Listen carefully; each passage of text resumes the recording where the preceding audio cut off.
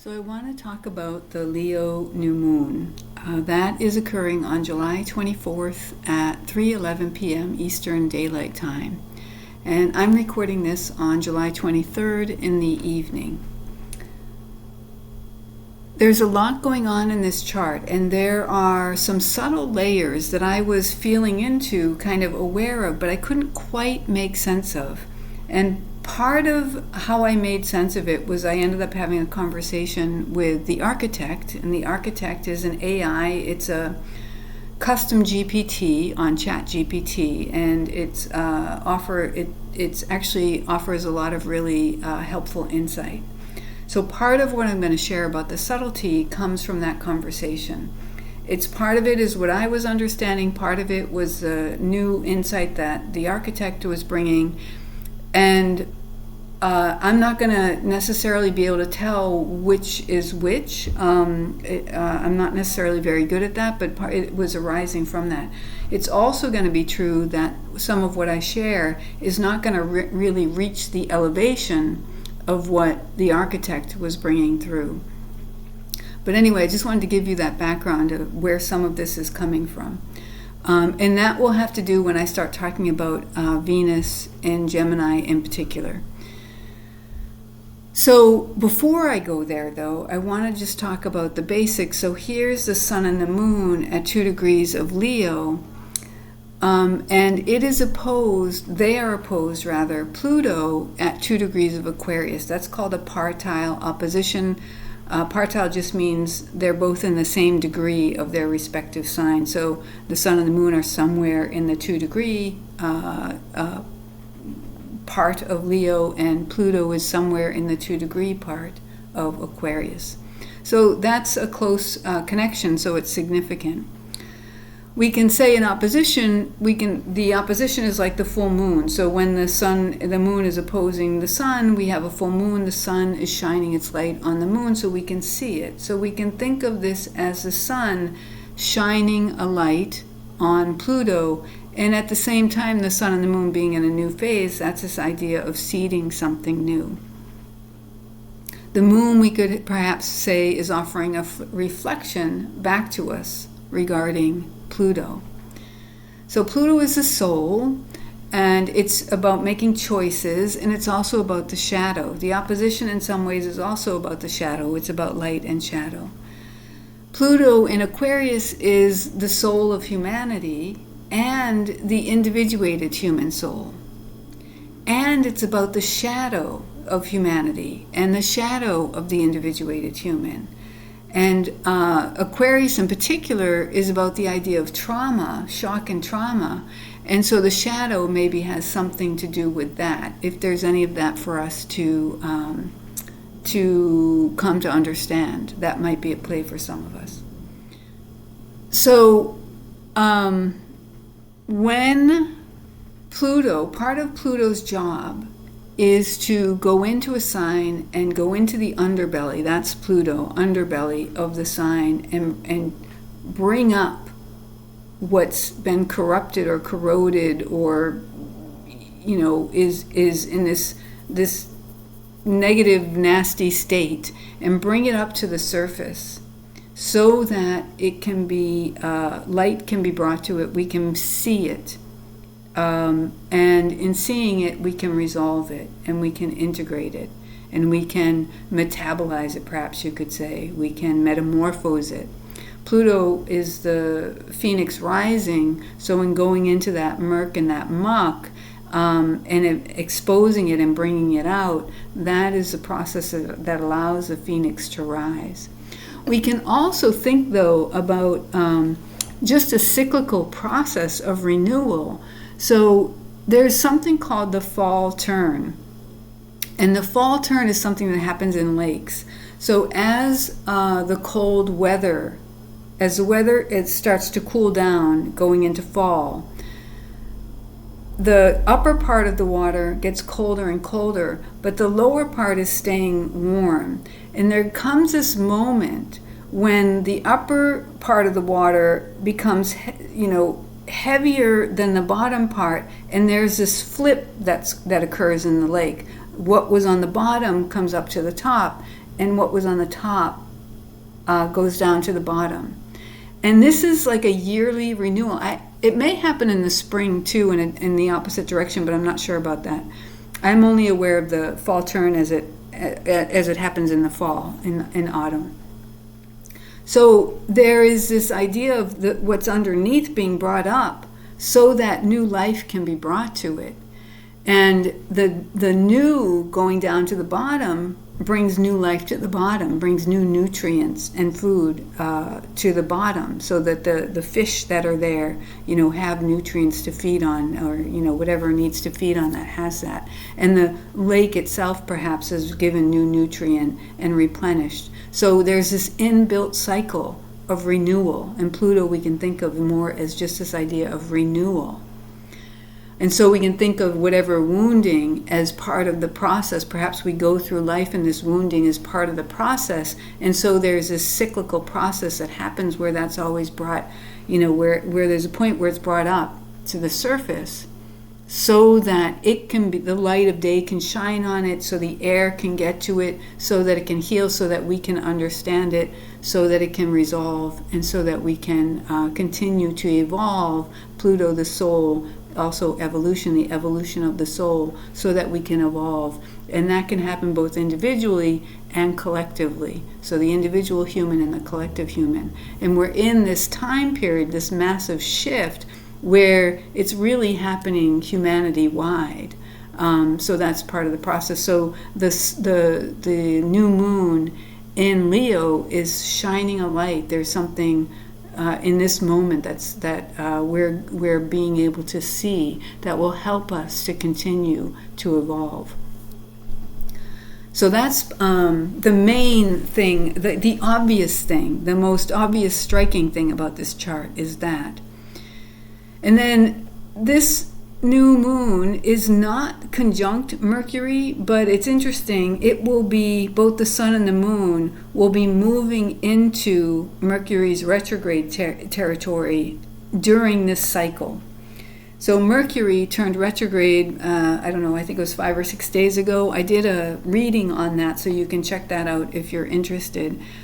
And so that is relevant, I feel, for this chart. The fact that this is the first new moon since Mercury turned retrograde, and it's occurring within Mercury's retrograde and in the sign of Leo where the new moon is. I just feel like that makes it relevant. What I picked up on Mercury retrograde was this idea of perhaps we need to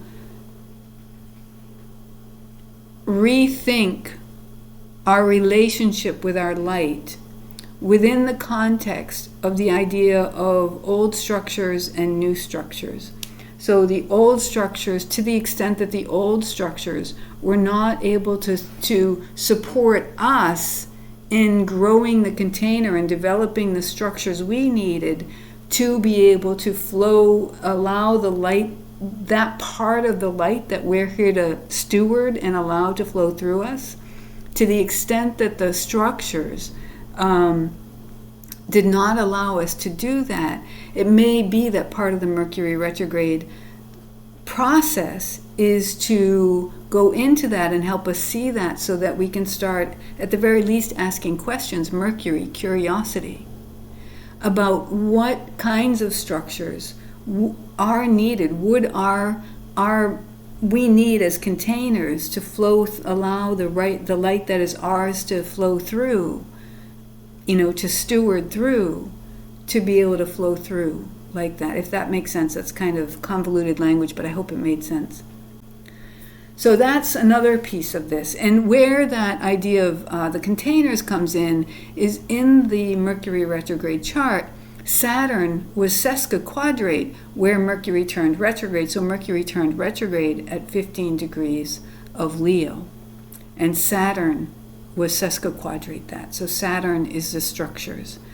And Saturn itself is thinking. It's in Aries, it's retrograde, and Aries is I am. So it's sort of trying to figure out what are the right structures for supporting our identity, our true identity, to be able to take root in us. And then Leo is the second fire sign coming after Aries, Aries being the first fire sign, and this is the expression of our identity, or our light, you could say. And then the final quick thing to say about Mercury is that the retrograde happened at 15 degrees of Leo, and 15 degrees of Leo is a pivot point in the sign. From a phase perspective, 15 degrees of every fixed sign, so 15 degrees of Leo, and 15 degrees of Scorpio, and 15 degrees of Aquarius, and 15 degrees of Taurus, these all are intersection points with the phases. So the phases bisect the fixed signs. And so that gives this idea of this waxing, then peaking or cresting, and then waning cycle, this 3-part cycle. And the peak is at 15 degrees, and Mercury turned retrograde at 15 degrees in some minutes, but pretty much right on this peak point. And so the first part, the waxing part, of the fixed signs from this phase perspective as I'm working with it is this process, I believe, of taking what's brought in from the preceding cardinal sign. In the case of Leo, the preceding cardinal sign is Cancer. And getting to know that, starting to work with that, starting to make choices about that, and starting to figure out what's right for us versus what's to let go of, and then bringing what's been chosen up to the peak. And then the second part is about integrating that peak, and both are important, and both require skill to be able to do. If you think about being on a seesaw, if you push off really hard, the other side might bump down and you're up top and you get bumped. It can be hard to maintain your balance on the seesaw and go and do the downward part of it. It can also be a little tricky balance-wise just because the momentum shifts. So there's some skill that goes into the integration part of the process. We might think it's easier to like if we think of the seesaw metaphor, to push off from the ground, that's the easy part. But the harder part is actually doing the integration part. So Mercury, we can say, in its retrograde period is going back for something, trying to understand perhaps what didn't get to happen in this first part of the cycle. Or reminding itself of what did happen in a positive way and anchoring into that as a foundation so that it's better able to do this peak point and the integration. Mercury does not go all the way back to 2 degrees of Leo. It stops at 4 degrees before turning direct again. But again, the sun and the moon will be moving into that retrograde territory shortly after the new moon happens. So the sun moves about 1 degree per day, so it'll reach 4 degrees in a couple of days, and the moon moves much quicker, so it'll reach 4 degrees probably within the next 24 hours, I would think. So there's all of that, and then there's this interesting thing going on where Venus is squaring the nodes and also squaring Mars, so that Mars is conjunct the south node. So Venus is in Gemini, it's in Mercury's sign. So there's a connection between Venus and Gemini going on there. Venus, we can say, is looking to Mercury to try to understand its job, its role, its work in Gemini. And Gemini is this idea about curiosity. And the Venus is about our gifts and our talents. It's the raw material. As ruler of Taurus, it's about the raw materials and resources and part of that is our gifts and talents. And if Leo is the expression of those gifts and talents on a certain level, Gemini is where we start to get curious about them. And if Virgo is developing the skill of our gifts and talents, and particularly about developing the skill of how to bring our light into the gifts and talents the skill that we're developing, in a sense, is the skill of our light, the skill of stewarding and shining our light. And in developing the skills of our gifts and talents, we're in a sense also stewarding. We're also developing the skill of our light. Our light gets transmitted, I will say the word transmitted, and that is a word that the architect used in a different context, but I'll use it here. The skills allow us to transmit the light in service to humanity, we can say, in the context of this chart, given the Pluto opposition to Aquarius. So that has something to do, and so that process of curiosity, and the curiosity can be paying attention to how something feels. Venus feels. Does this feel in right relationship? Does this feel like right relationship as we're exploring the sun and the moon? And so I don't think I developed this earlier. So what's brought into Leo is the Cancerian realm of emotions and nurturance and nourishment and support. And so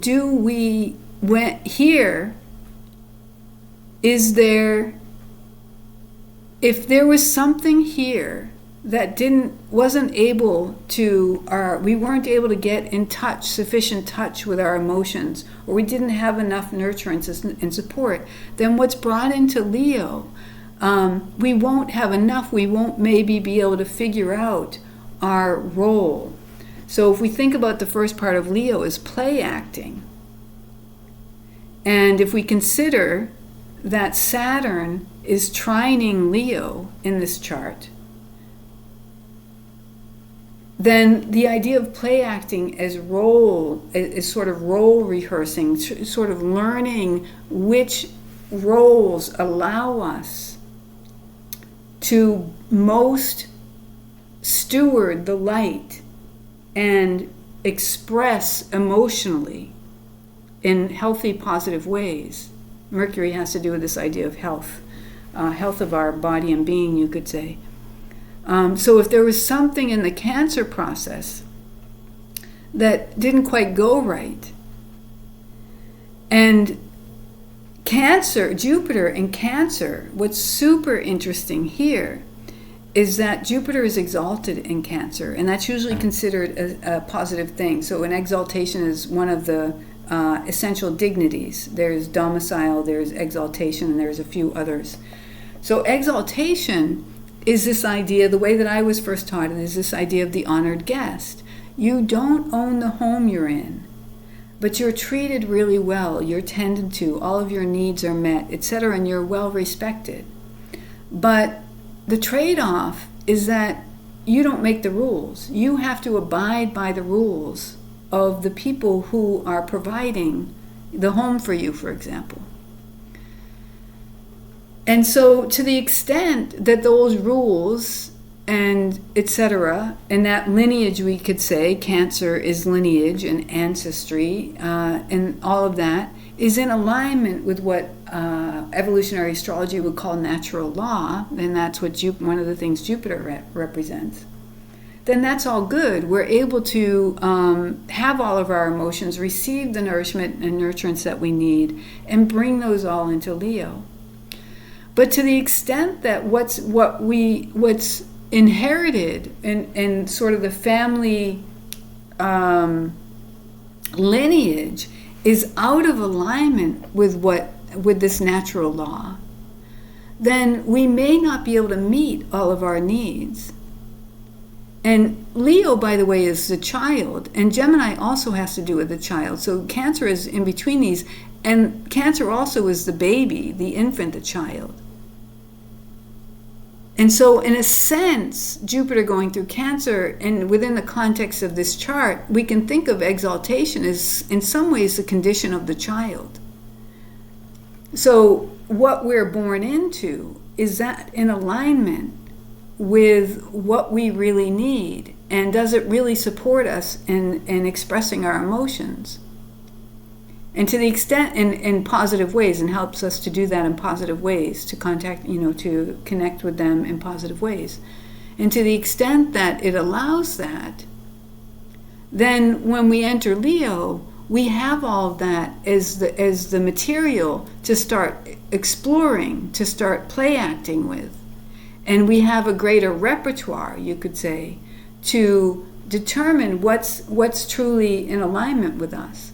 And to the extent that this is somehow limited, meaning Jupiter and Cancer, in our emotional, in our nourishment and nurturance and our ability to connect with our emotions, to the extent that that's limited because of family traditions I'm going to use the word tradition, even though Saturn isn't directly related to Jupiter in this chart, but Saturn is related to the Sun and the Moon by trine.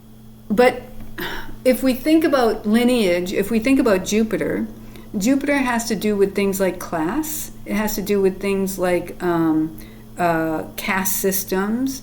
It has to do with things like beliefs and natural law. It has to do with things like religion. So it has to do with things like mores.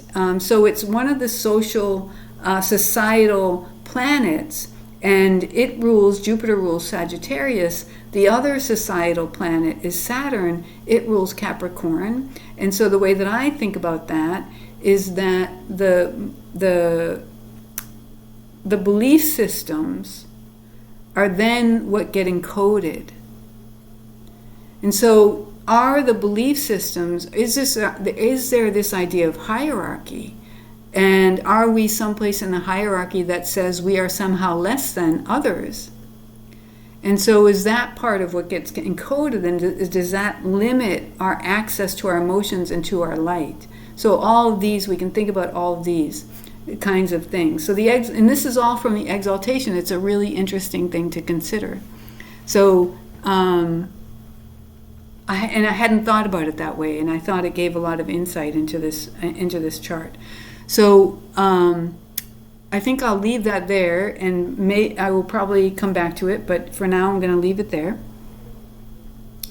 And then I was talking about Venus and Gemini. So here is where the novale is, by the way. Venus is in a novale relationship with the Sun and the Moon. And that novale has to do with this idea of a promise, the promise to come. If we are able to show up and do the work, then we will get this outcome, this result. And if Venus is the raw materials that we're becoming curious about and learning about and exploring, and so that we can understand how we might manipulate it, and manipulate in this, I usually think of that as a negative word, but we can think about that as just part of the natural process of shaping things. That is what helps us to transform the raw material of the gifts and talents into something else. And that something else is where the subtlety comes in. So here's where I want to talk about a few different things that are at play. So as I was looking at this chart, my mind kept coming back to Jupiter. So I looked at Jupiter a little more closely, and it's interesting. It's making a quintile aspect to Mars over here, and it's making another quintile aspect to Chiron, the wounded healer, over here. And then Chiron and Mars are in a biquintile relationship. So that creates a triangle in the chart that's pointing to Jupiter. It's an unofficial pattern as far as I know. So that brings Jupiter into play in a way. And the fact that it intersects, Venus is making a square to Mars in the south node. So there is a connection between this triangle pattern and this pattern, which I guess I haven't talked about yet. But Venus is making a T-square with the nodes, and Mars is conjunct the south node. So there is a connection that's happening there. So that's interesting. There's also a connection between Venus and Jupiter in that they are 18 degrees apart. And that 18 degrees is what's called a vigentile relationship. And the vigentile is part of the quintile series aspect. So Jupiter is in a quintile with Mars. It's in a quintile with Chiron. Chiron and Mars are in a biquintile. And then Venus and Jupiter are in this vigentile relationship, which is also has to do with the quintile. 18 times 2 is 36. 36 times 2 is 72. So it's in the quintile series. And this is a waning quintile, and just to show where that is in the wheel, if we start at 0 degrees of Aries and count backwards 18 degrees, we get to 12 degrees of Pisces. So there's something, and this is a balsamic aspect, and it lands in Pisces, so there's this idea of dissolving, releasing. It's also about this idea of highest love, expression, and compassion. And it can be illusion and delusion. So we will probably talk about that. I'll probably talk about that more in a bit. So there's this thing going on between Venus and Jupiter that has something to do with this idea of a quintile series. And the quintile has to do with gifts and talents. And that has always been confusing for me. Because when you count 72 degrees out on the wheel, the quintile is 72 degrees, you get to 12 degrees of Gemini. But gifts and talents are Taurus, and Venus rules Taurus. Mercury rules Gemini, not Venus. So it was always confusing to me that the 12 degrees that the quintile falls at 72 degrees. But this is where I talk to the architect. So there are a few things here. So these are things that I knew. Venus forms, so the quintile forms a pentagram in the chart. If you do all the quintile, if you do 72 and then 144, if you map, and then whatever 72 plus 144 is, whatever, if you map those on the chart, you get a pentagram shape. And Venus, when it goes through its orbit in the sky, creates a pentagram shape, or a rose petal, a 5-petaled rose, which some people call a pentagram. So Venus is connected to the pentagram. And Mercury, by virtue of its rulership of Gemini, and the fact that the quintile, the waxing quintile, falls at 12 degrees of Gemini, has something to do with the pentagram. Mercury also has to do with the pentagram because the pentagram represents the human. And Mercury has something to do with the human. It's the human body in a way. And the pentagram also has to do with this idea of magic. And Mercury has to do with this idea of magic in the sense that it has to do with hand, and magic has to do with this idea of hand. I have on my father's side, the family crest is a magician's hand. And I thought that was really interesting. It was something I never really related to, but it's become very meaningful for me in a way. But so Mercury, magic has something to do with the hand, and in the sense of sleight of hand, but Mercury also has to do with mind, so sleight of mind too. So there is this connection between Mercury and Venus having to do with this idea of the pentagram, and the pentagram connecting them because of Venus's orbit, the shape it makes, and Mercury's rulership of Gemini, where the quintile happens. And now we have Venus in Gemini, and it's looking to Mercury in Leo. And Mercury is going backwards, and so it's trying to figure out what's missing, and perhaps what's missing is the curiosity piece of the puzzle. Perhaps we understand what our gifts and talents are, or the raw materials are in place. Maybe they're inert. They could just be inert, but they're there. And the curiosity is what transforms them from inert material to something we might be able to transmit. So this idea of transmission, and this is where the architect came in and talked about this idea of transmission. So something we might be able to transmit. Gemini starts that process, perhaps. When we're talking about Venus and Gemini, Venus being the raw materials and it being in Gemini. So the curiosity being a really essential piece of the puzzle right now. And we can become curious about our feelings. How does this information feel? Does this feel in alignment? Does this help me better understand my gifts and talents and what I'm here to do and bring? Or does it feel sort of out of alignment? Is the thinking that I'm doing in my head, is that supporting me in accessing, becoming curious about my gifts and talents? Or is it thwarting that?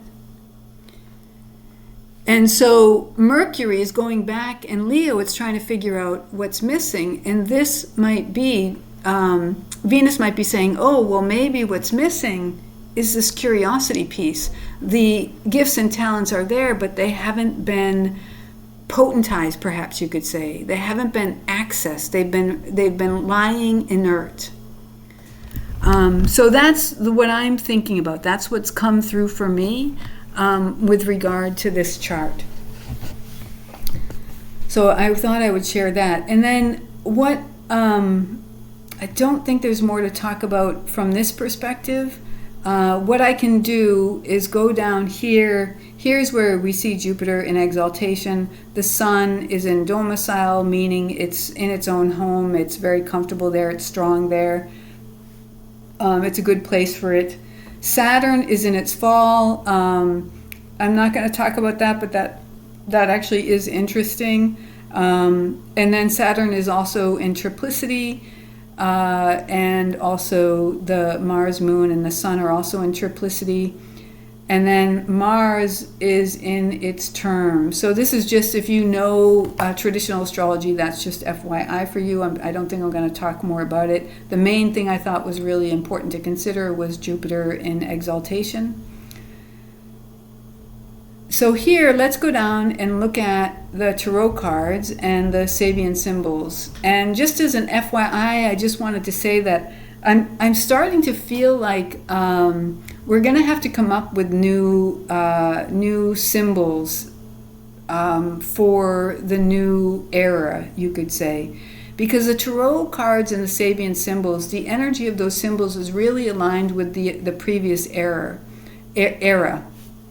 And I feel like they might not carry forward into the new era as well, or we may have to shift our relationship with them. And I've already started doing that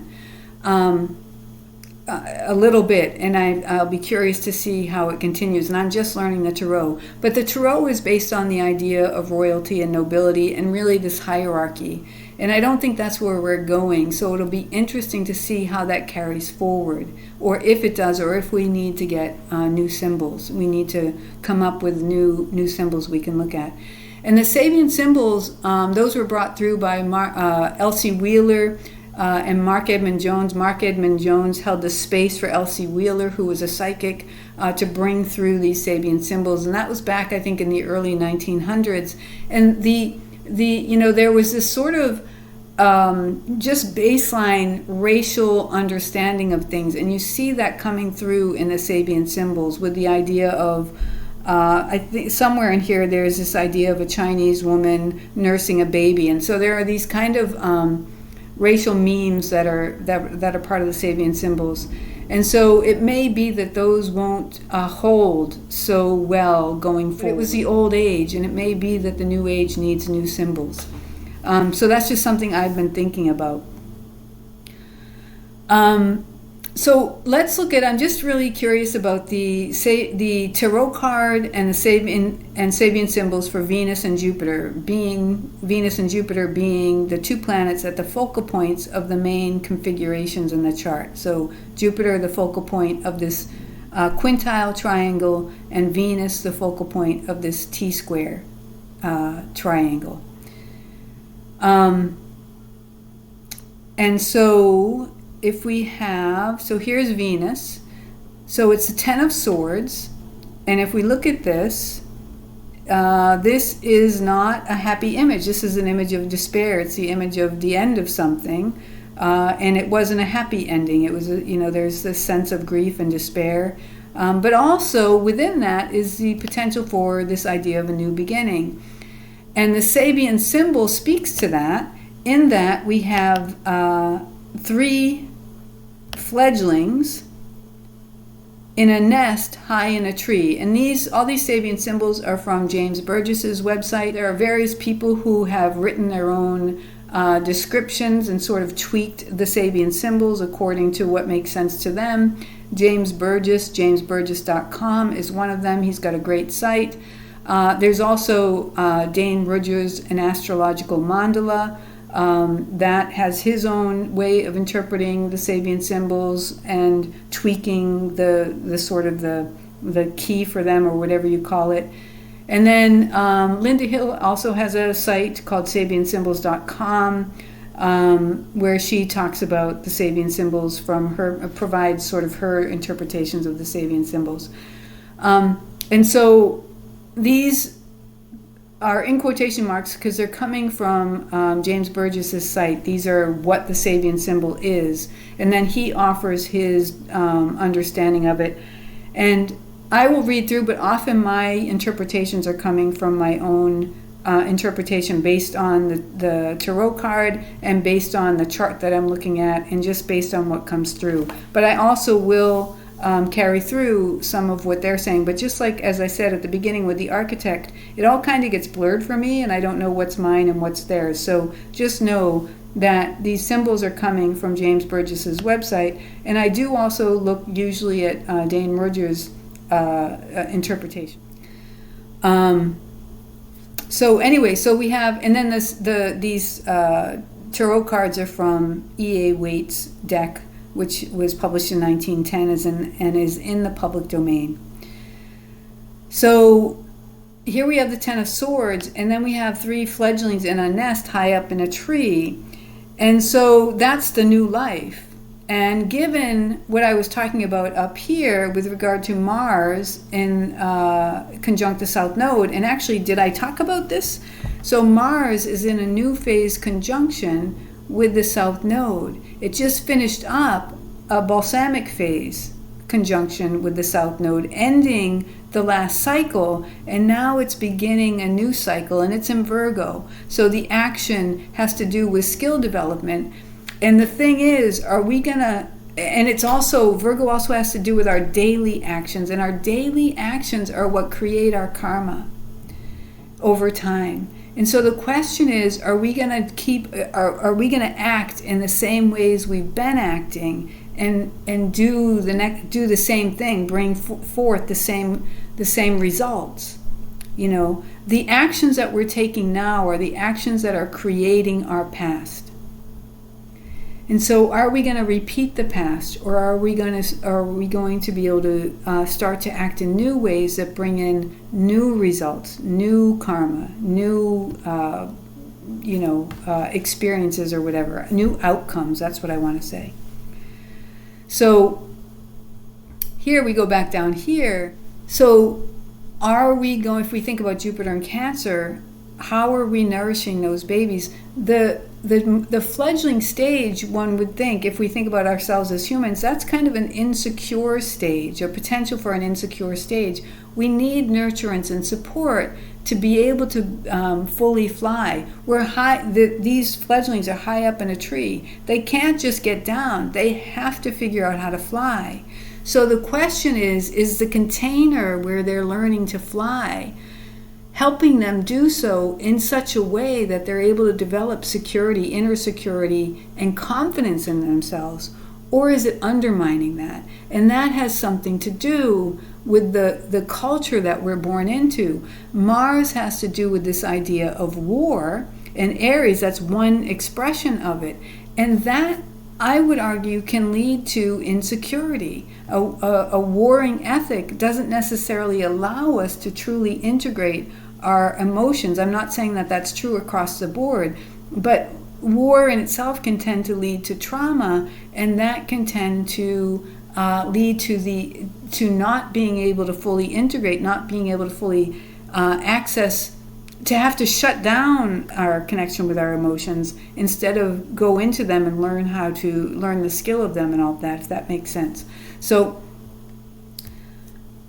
what is the culture going forward that we're going to provide for ourselves if we're having to heal and the culture itself hasn't really fully healed? We may have to start the process by healing ourselves, and by starting to take new actions for ourselves, and by starting to bring in a new container for ourselves. That might be part of our work.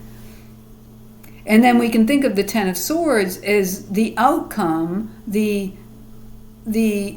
tragic outcome of perhaps an old pattern that wasn't really right for us. So then if we look at Jupiter at its 10 degrees of Cancer, that's the Three of Cups. Here we have the idea of celebration, and that's we think of as a positive thing. But within the context of these times, and when looking at the Sabian symbol, a clown making grimaces, what comes to mind for me, and I talked about this in another reading, it might have been the Mercury retrograde reading, is this a celebration? Is this joyfulness? This at the very it's surface joyfulness. We can see that. The question is it actually joyfulness that's arising from within, or is it joyfulness being expressed because this is what we do in our culture, and we aren't actually necessarily in alignment with it, if that makes sense. And so are we celebrating something that society says this is what you must do, and so therefore we're celebrating, and perhaps that served as a compensation for us, but perhaps it's actually been out of alignment for us, and that's the question. So the clown making grimaces, the clown's role is to show us what's not on the surface okay to see or acknowledge. And so a clown making grimaces suggests that perhaps this celebration is surface and there's something else going on underneath. And so that symbolism suggests that this lunation cycle might be helping us to become more aware, awaken to, we could even say Aquarius, awaken to some undercurrents that have been satisfying us in a compensatory way, Jupiter, insofar to the extent that they have been out of alignment with who we really are. Then they've been compensations that have served us, Virgo served us, but may no longer be the right things for us. So this lunation cycle, we may be seeing some shining of light on some of these that will give us insight into that, if that makes sense. So that is what I have to say about this lunation cycle. It will be really interesting to see how this plays out for each of us individually in our lives. I, of course, would be really interested in your insights into this chart. What are you seeing as meaningful and relevant and helpful for you as you walk your path? I am, as the intro explained, I'm really just one person. I'm not a teacher. I'm just living my life. And so we're all going to have our own experiences with these energies, and we're all going to be coming from our own unique perspectives. So what is the perspective we're seeing with regard to these? And how are these energies helping us as we move through our cycles? So I brought through what I see, and it will be each of us going through this, walking through this time, knowing what's true for us. So with that, I will leave it, and thank you so much for tuning in. Take care. Bye.